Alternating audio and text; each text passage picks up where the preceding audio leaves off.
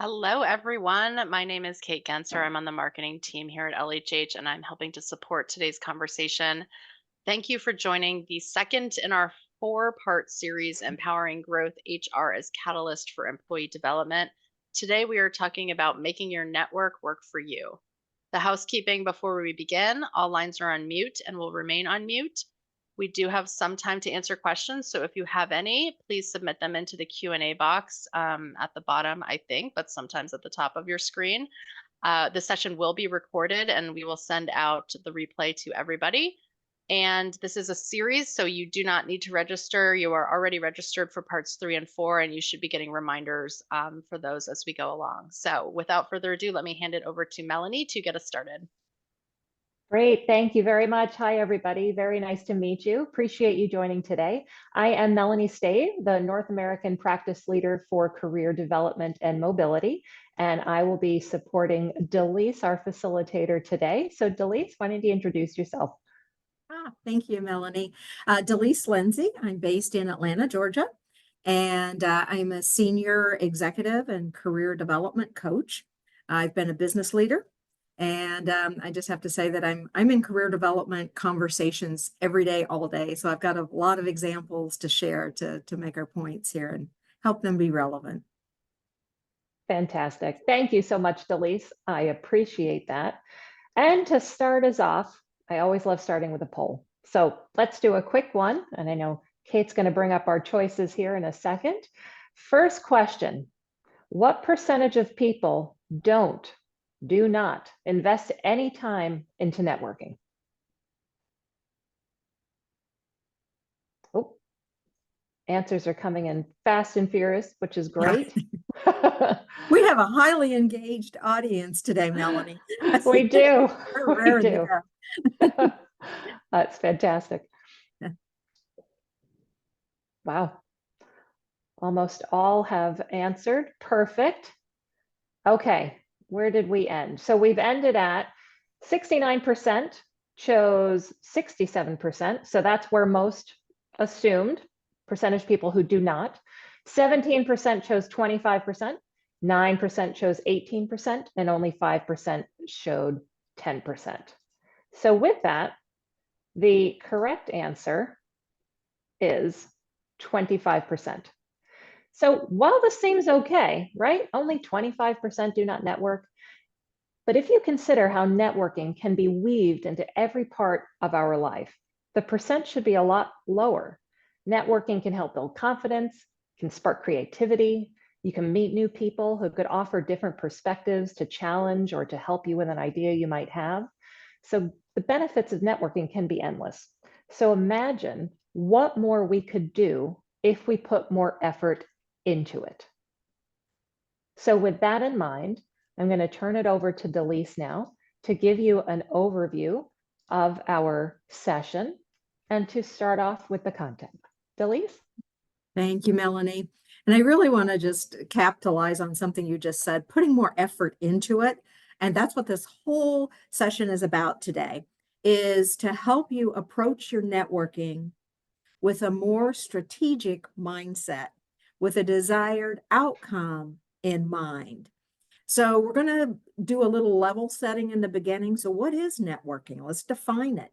Then to prepare, in order to enhance the networking outcomes you need to prepare, and developing a strategy. So we've got a process that we know works that we're going to share with you here today, and how to maintain that network so that it doesn't fall off.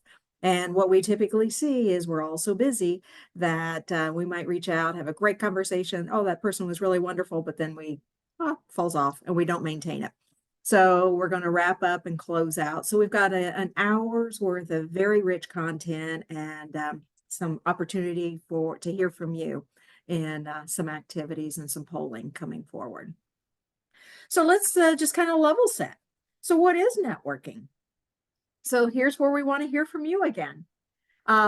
If you would, in the Q&A box, mention what does networking mean to you? When you think of networking, what pops in your mind?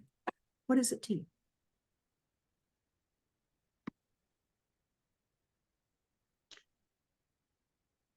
Making connections.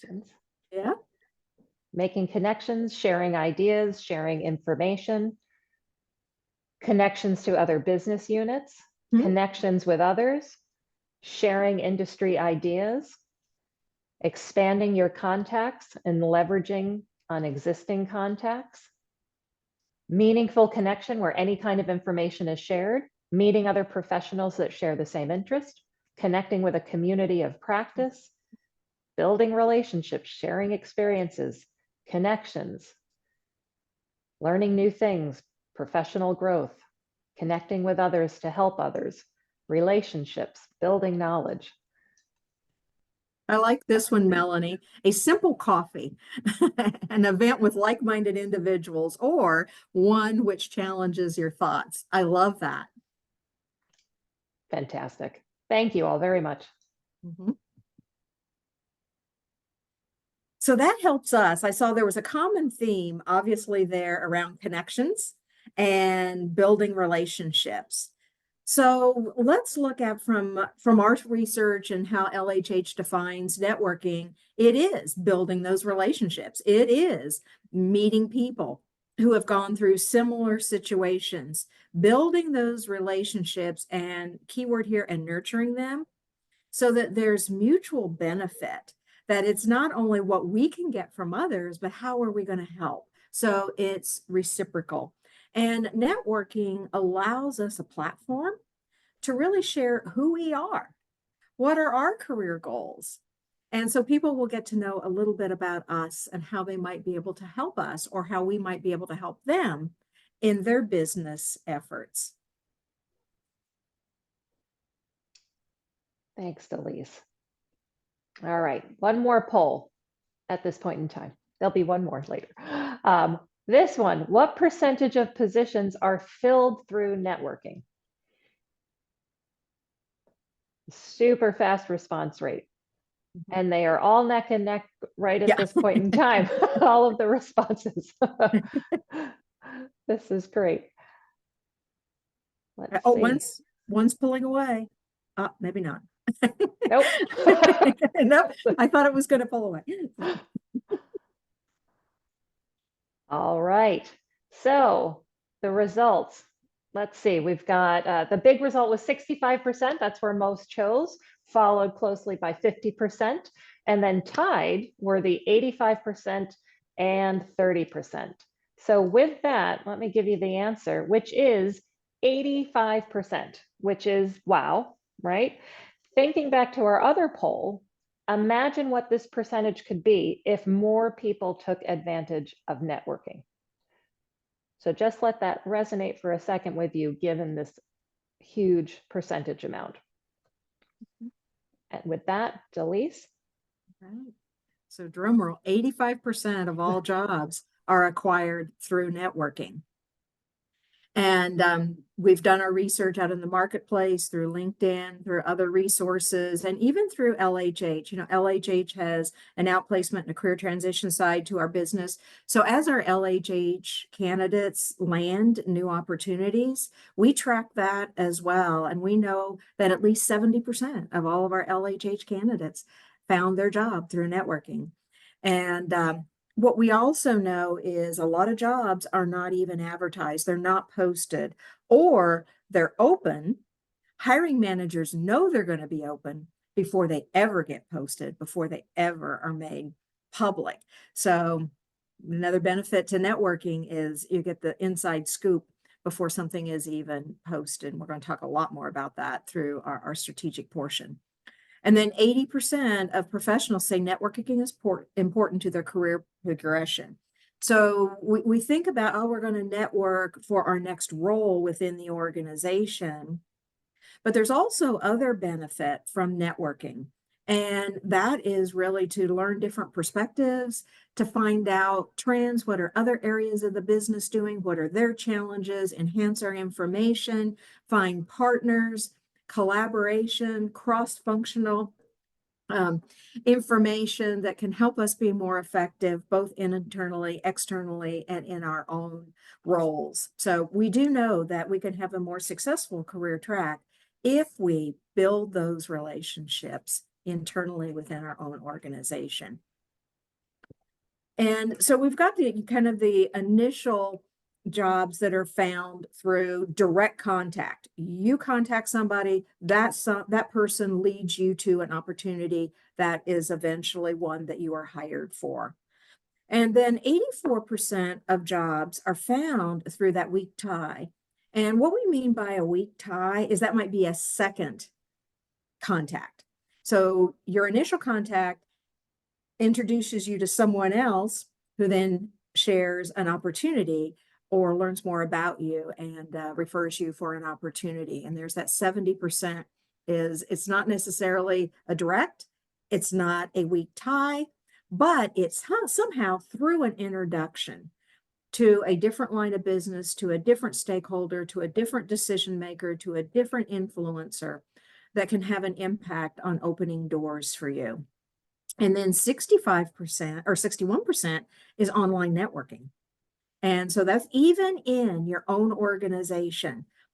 Hiring managers, recruiters will go out and LinkedIn and check who's out there in their own organization. And there's other reasons they do that as well. But just keep in mind, even if you're looking for internal opportunities, we're going to talk a lot about LinkedIn and making sure that that's up to date and consistent, even for internal opportunities. So we talked earlier about desired outcomes for networking. So why do we want to do this? It's more than building relationships. It's more than having a friend at work, which is nice. We want to all have friends at work, but this is really to enhance our professional ability, to enhance our credibility, to get the message out on who we are, what we can do, what value we bring to the organization. It's really to gather information about what might be next in our career. And as we're exploring different lines of business in our career as possible next steps, we want to start meeting people in those different areas to learn more about that business to see if it might be a good fit for us. We want to start meeting peers, because if you are targeting another area of the business as a potential what's next for me and my career, sometimes it's best to start at a peer level, at someone that is actually closer to the day-to-day business to understand what are the challenges, what's needed at that area before you start reaching out to the stakeholders, the influencers, and the decision makers. And then finally, obviously, that's where you want to go ultimately to have that platform to share about how you can add value.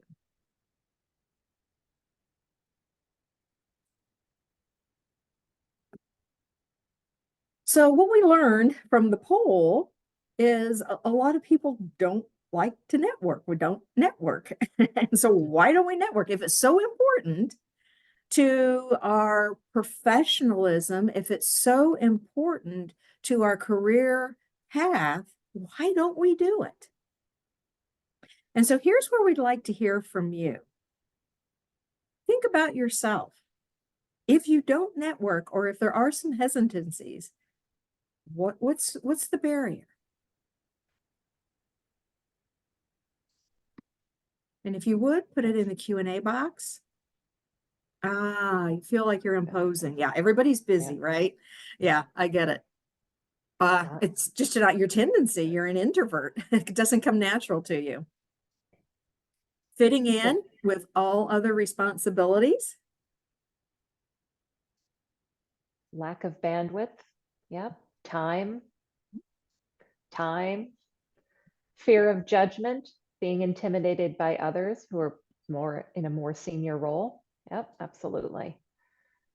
Does not feel genuine. Introvert, coming across as self-serving, being introverted, shows you're desperate. Introvert, feels like an imposition, don't like asking for things. Yeah. Time, never enough time. Imposing, don't know how to do it well. Time again, don't know what to say. Finding the right conversation. You hate small talk. Absolutely. I'm shy and I don't. Feeling inauthentic or self-serving. Very good. Yeah. A lot of themes here around it just doesn't come natural and don't want to impose on others. But I think through, as you, through today's content, you're going to see that there is an outcome. It is reciprocal. It is beneficial to both parties, and there's a strategy behind it that might help you kind of mitigate those barriers and reduce those barriers to networking once you hear our presentation today. So thank you. Okay. Sorry, I am frozen for a sec. There we go. There we go. So how are we going to prepare? Again, this is more than just showing up and having a conversation and meeting someone. There's a strategy and a preparation piece that goes to it to enhance the effectiveness and the outcome. All right, and with that, our final poll of the session. What percentage of professionals enjoy social interaction and the ability to bond with clients or colleagues? All right, thank you, Kate. Okay. Oh, definitely a clear winner so far. Let's see. Wow, you are a very fast bunch. All right. All right. Okay, so the winner was 45%, followed by 75%, and then 10%, and then a very small percentage of you said 97%. So the correct answer is 75%. So, okay, that's good. Most of us enjoy interacting with people who we work with or who we support. Now, who's to say these social conversations couldn't occasionally morph into networking scenarios? So trusted colleagues would honestly most likely be honored to help think through things or give you advice. So having a close group like that makes networking even more fun, more relaxing, and it almost can become second nature. So with that, how do you get ready to network? Well, you prepare, Melanie, with your toolkit. Great lead in. Thank you. So it's your branding statement. So we recommend, who are you? If someone to say, so who are you? What do you do? So already have that messaged out as to who are you. And this is a quick kind of draft it out and use AI, use GP. I'm going to get the acronyms, the AI. It's really smooth it out. And then being aware of, based on your skills, based on your interest, what other areas of the organization might be a next step for you. So already have done some homework on where might be a good fit for you. Also, so what value do you bring? What value could you bring to this other line of business, to this new manager? And we always think about it as it's almost like a sales pitch. As you do your homework, you identify what are the needs of these other areas or lines of the business, and what transferable skills, knowledge, and experience do you have that could help them solve their problems and meet their needs? And you need to be ready to talk about that, but you have to do your homework before you know how to position yourself. And then a key piece to this is your marketing materials. We'll talk more in other LHH workshops about a marketing plan, and the source stories. But very quickly, SOAR stories, SOAR is an acronym for situation, obstacle, action, and result stories. So these are bottom line, your accomplishment statements. What have you accomplished? What are you proud of? And what's been the impact to the business? And you should have a whole library and a file just full of these accomplishment statements. And the more you can tie metrics and quantification to those SOAR stories or accomplishment statements, the more credibility you give yourself and the more you pique the interest of the listener or the reader. So this is a big piece of your preparation, is making sure that you have a whole host of these accomplishment statements ready with metrics and quantification. That can take some time. And then leveraging your contacts, creating a system of your contacts, and make sure it's up to date and it's neat and it's complete, because we're going to come back to that and how important it is to have a networking base ready to pull from and keeping that up to date after you have these conversations. So this is your toolkit, your networking toolkit. Now, so how do you build your network? Where do you find them? And so you start with the center of you. And you're at the center. And think of all of the interactions that you've had through your career journey. Think of the people that you developed relationships with way back when. You know, I think of Melanie. How many years have we known each other, Melanie? And Many. I'll just quickly, because Melanie will pull this up. She'll talk about it. When Melanie joined the organization, I was one of the first people at LHH she met, and that's probably been, I don't know, 8 years ago. I don't even know how many years ago. Yeah. But we still have a great relationship. And I know if I ever needed anything, I could reach out to Melanie, and Melanie knows if she needs anything, she could always reach out to me. But think of all of the people that you've crossed paths with, internal clients, people on projects, mentors and sponsors that you've had, previous bosses.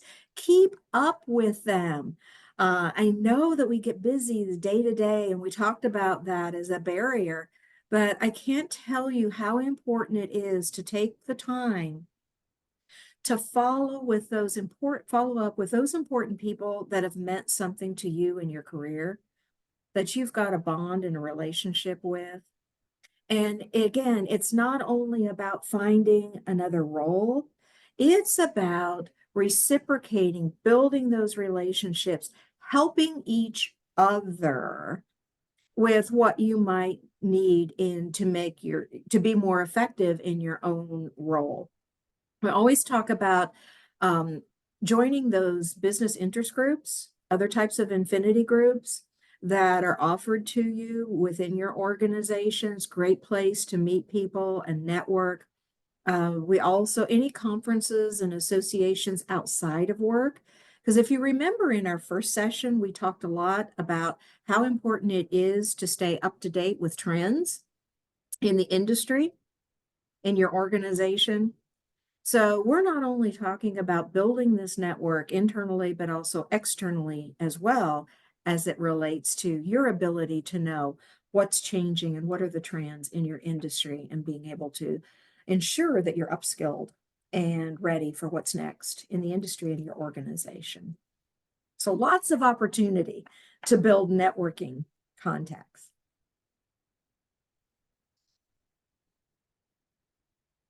And of course, the actual social platforms. And sometimes, and I really want to speak to this, sometimes we're more comfortable, particularly those of us that are more introverts, in networking on the social platforms as opposed to having conversations, in-person conversations. Because, you know, if we're introverts or we're afraid we're imposing, it's just it seems a little bit more comfortable and less invasive. However, I can't stress the importance of how important those face-to-face conversations are over the social media platforms. But definitely can't ignore them. And I have to say, particularly the LinkedIn, everyone should have an up-to-date LinkedIn profile. I can't tell you how many career development conversations that I'm in. We're talking about strategy. And I hear, oops, I haven't updated my LinkedIn profile in quite some time. So why haven't you? Making sure that it's up to date at all times. And when we think about networking on LinkedIn, the caution is keep in mind that who you're connected to on LinkedIn is a mirror of you, is a reflection of you. And if we think about branding and reputation, I recommend not connecting with anybody and everybody. You want to strategically connect to individuals on social platform because your network is a reflection of you. And we definitely don't want to forget those internal networking platforms such as Yammer, Chatter, and those Slack channels. So make sure you're up to date and active on those as well. We want to encourage you to set a goal for yourself of at least 3 to 5 informational conversations per week.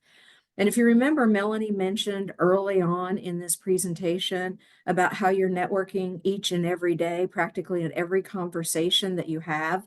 So don't get overwhelmed by the 3 to 5 informational conversations a week. You're in multiple conversations a day. But think about which ones do you want to develop to be more of a strategic relationship in your profession within your organization. And again, we will mention those professional bodies and those functions. Make sure you attend those. Sometimes if you are the introvert, it's easy to say, I'm going to just stay and work. I don't need to go to that today. You never know who you might meet that might be able to open doors for you inside your organization.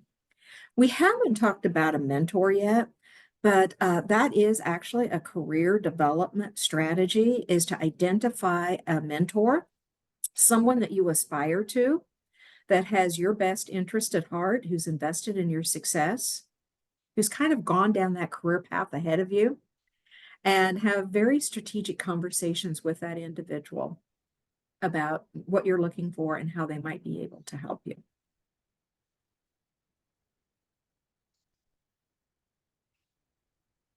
So now let's really get into the bones of our presentation today in that strategy.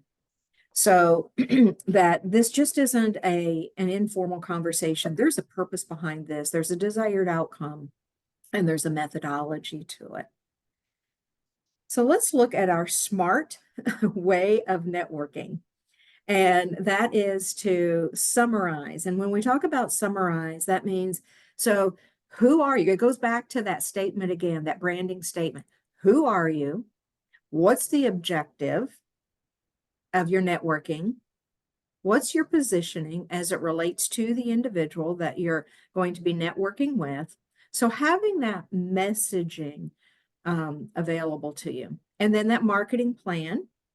And a marketing plan, I'll just talk about, we dive more into that in other LHH sessions, but your marketing plan, think of it as, when we talked about this is kind of a sales process, and you have to know, where you're going, what areas of the business are you targeting, what are their needs, what skills, knowledge, and information are you bringing? What are your accomplishments? So literally, it is your personal marketing plan. Sometimes the difference between the marketing plan and the resume is that the resume is more past, what you've done in the past. The marketing plan is where you're going in the future. So it's a great document to share with a networking contact, to have everything all in one place. And it's also something that they can take away with them. And then ahead of the networking meeting, you want to make sure that you prepare questions. What are those targeted questions? What information do you want to walk away with out of this conversation as it relates to the role or the area of the business? You never want to leave one of these conversations without asking, so based on what you know about me, who else should I be talking to? So that you can continue to broaden that network within the organization. And then ask, would you be willing to make that introduction for me?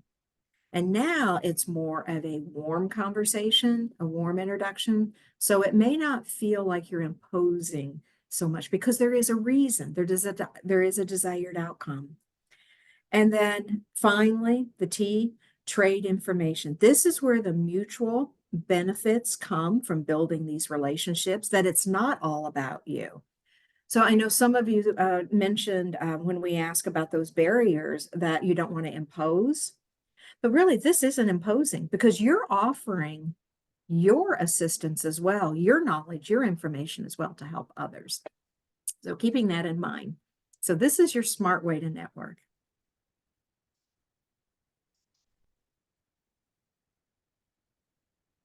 I'm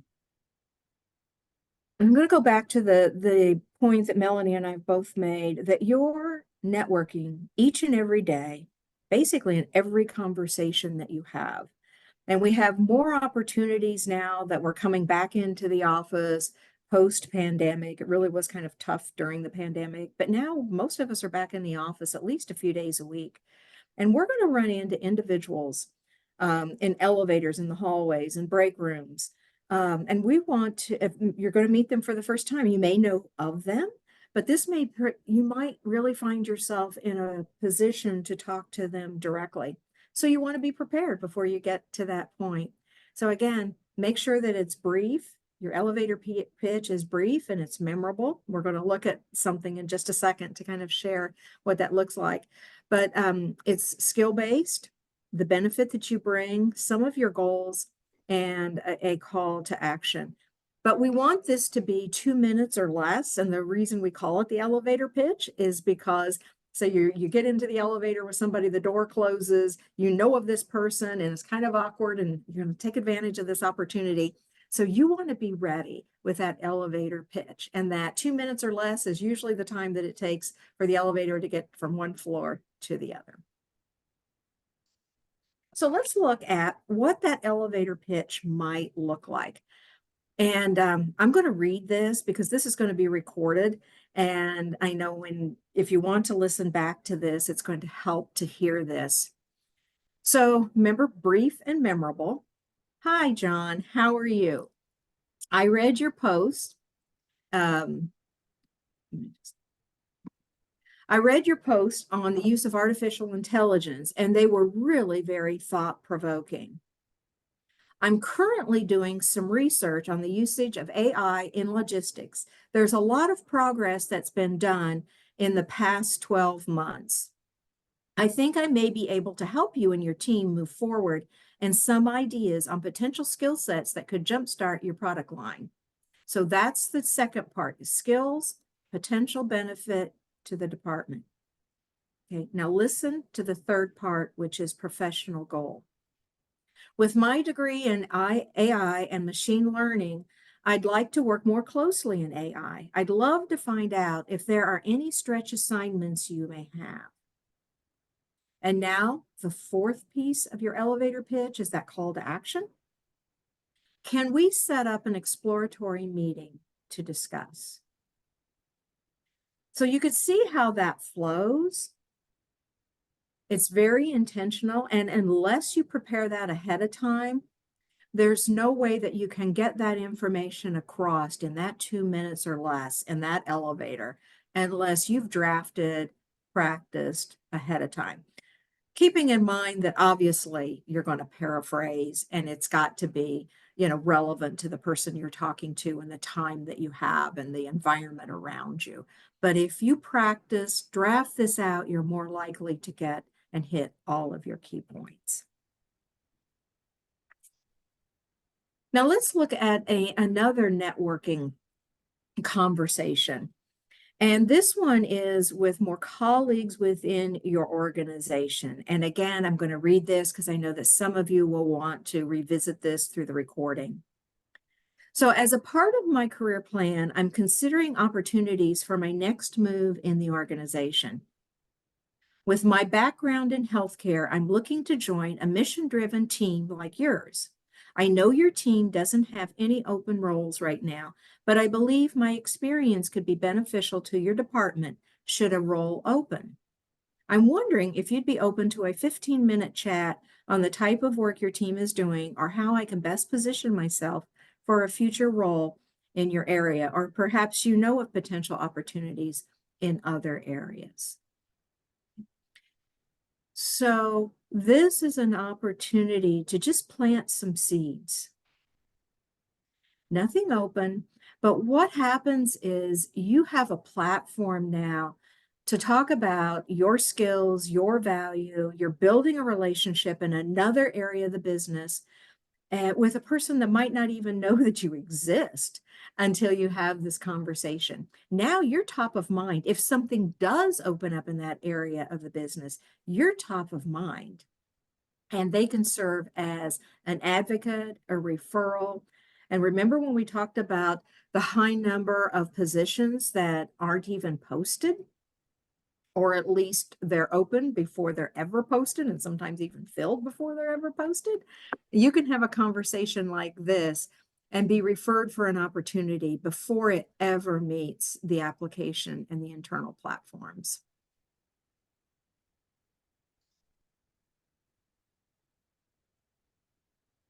We all always hear how awkward it is to start that networking conversation when you're in a large group or at an event. And we we've got some techniques and some strategies here to think about this conference or this event and who might be there ahead of time that you might like to meet at this event. So that's part of your preparation.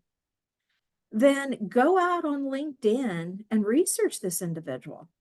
Try to find some commonalities. Try to find something that they're interested in that you might be able to start a conversation with. You know, a blog, something they like.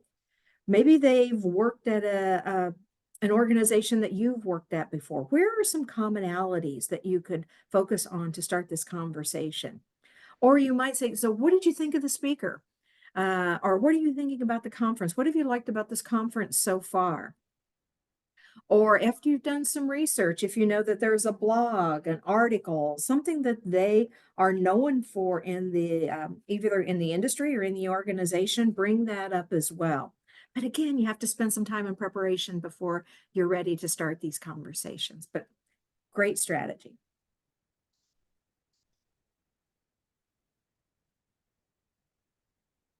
We've talked about how important LinkedIn is, and it's probably of all the social media platforms, the one that's most widely used by professionals.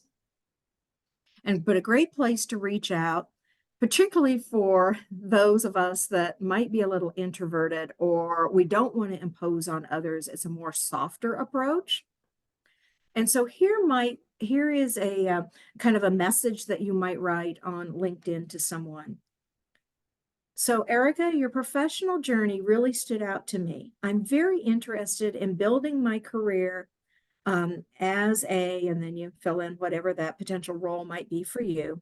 Since you've been in that position, would you have some time to offer me a bit of advice on pursuing this? I would really appreciate a brief call at your convenience. So, kind of a more softer, gentler way to reach out to someone.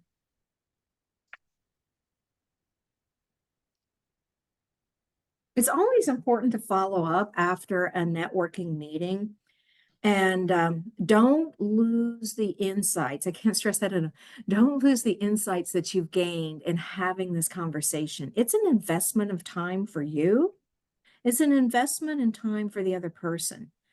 So keeping track of your insights, how important was that contact in providing the information you needed? Did they offer up any referrals? What questions were really good? What questions that really prompted the information that you needed? And what questions maybe didn't land so well that you may not want to do next time? Always send a thank you note, just that professional courtesy. And when you write that thank you note, either on LinkedIn or via email, recall something that was said in that conversation that really resonated with you or that you noted resonated with the other person, recall it in that thank you note and ask for another meeting, ask for another form of action. Even if it was the reciprocal, you're going to help them. Make sure that you note that and how you're going to help them and what you're going to do for them in that thank you email. And then continue to stay connected. I can't tell you how many times I've been in coaching conversations and we're talking about how important networking is and having informational interviews. And one of the things that they'll say is, I'm so embarrassed to reach out to that person. I haven't talked to them probably for well over a year or 3 years. And I really am embarrassed and I feel awkward about reaching out. So, and one of their key learnings that they'll tell me is, going forward, I realize how important these relationships are. And I'm not going to let them get cold again. I'm going to continue to stay connected through social media periodically. And if you have any changes in your role or your contact information, make sure that you update your contacts, your networking contacts, so that they know how to get a hold of you if something opens up.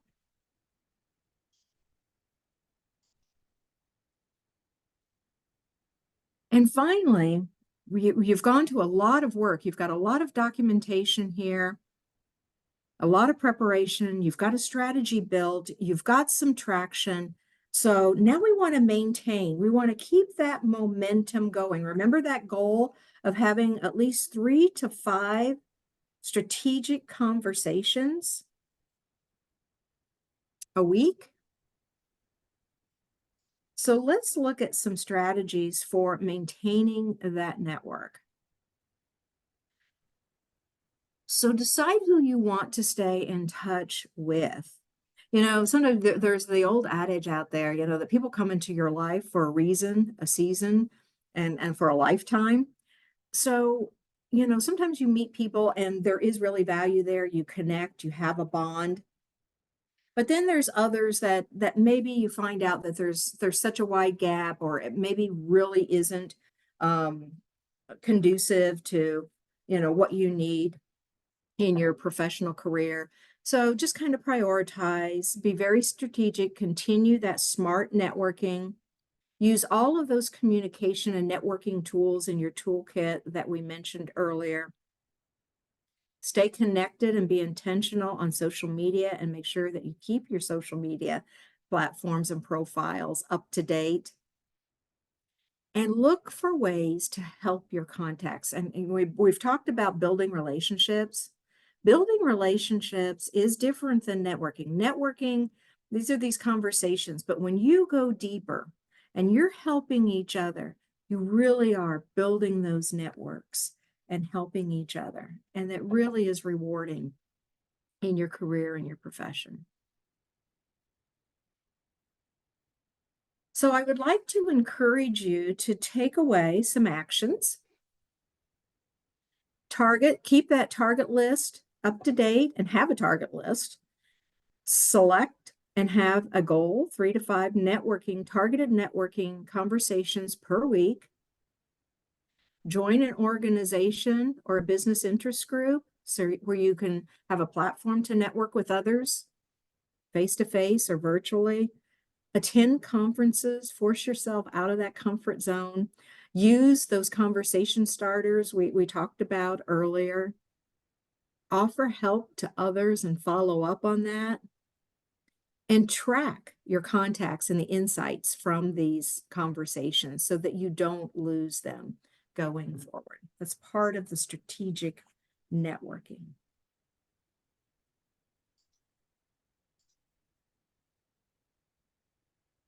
So that concludes all of the content that we've had for you today. I hope you've walked away with a lot of tools and strategies to enhance your network and your relationship building to make it much more comfortable for you. And much more productive for you. And keeping in mind that it's not only for the next role, but it's also to help you in your professional journey. And it can be very rewarding. So at this point, I want to thank you all for your engagement. And Melanie, I'll turn it over to you to close us out. Yes, thank you so much, Delise. A lot of great information in there, and it's always good to learn something new. You think you know, and then you see something else, and oh, that's another thing that I can add to my learning for the day. So I appreciate that. And really quick, just want to remind everybody that our next session is next Thursday, same time, on creating career confidence. And as Kate noted, that you're already registered for those, which is great. So with that, why don't we turn to the Q&A and we can take a read through some questions that you have in there and go from there. All right. First question.